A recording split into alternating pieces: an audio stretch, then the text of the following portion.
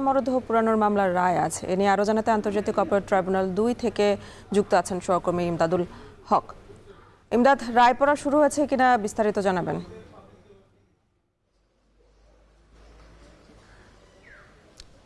এই কিছুক্ষণের মধ্যে জুলাই অভ্যুত্থানের সময় রাজধানীর অদূরে আশুলিয়ায় ৬ লাশ পোড়ানোর যে ঘটনা, সেই মানবতাবিরোধী অপরাধের মামলার রায় কিছুক্ষণের মধ্যে ঘোষণা করা শুরু হবে।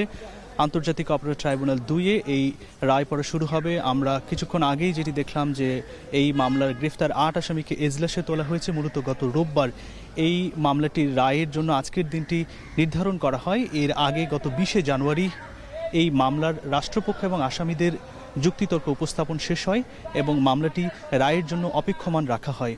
এই মামলাটিতে মোট আসামি ১৬ জন, এর মধ্যে ৮ জন গ্রেফতার রয়েছেন। গ্রেফতার ৮ আসামির মধ্যে তার প্রত্যেকেই পুলিশের আইনশৃঙ্খলা বাহিনীর সদস্য এবং এই ৮ আসামির মধ্যে এক আসামি শেখ আফজালুল হক, পুলিশের সাবেক উপপরিদর্শক আশুলিয়া থানার।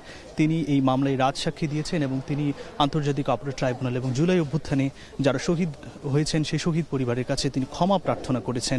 এই আমরা প্রসিকিউটরদের সাথে কথা বলেছি, তারা যেটি বলেছেন যে এই মামলায় ৬ তরুণকে নির্মমভাবে গুলি করে হত্যা করা হয়, যেটি পৃথিবীর ইতিহাসে অন্যতম নৃশংসতম একটি ঘটনা।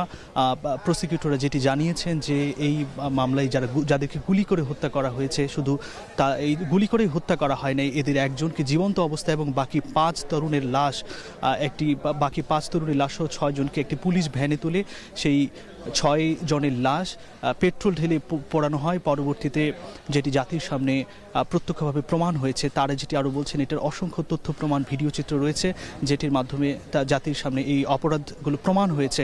তারা বলছেন যে এই মামলার অপরাধ তারা অকাট্যভাবে প্রমাণ করতে সক্ষম হয়েছেন এবং আসামিদের সর্বোচ্চ শাস্তি মৃত্যুদণ্ড তারা কামনা করছেন। এ নিয়ে আমরা কিছুক্ষণের মধ্যে জানাতে পারবো রায় পড়া শুরু হবে কখন। আন্তর্জাতিক অপরাধ ট্রাইব্যুনাল থেকে যুক্ত ছিলেন ইমদাদুল আজাদ। এখন ঢাকায় সময় হলো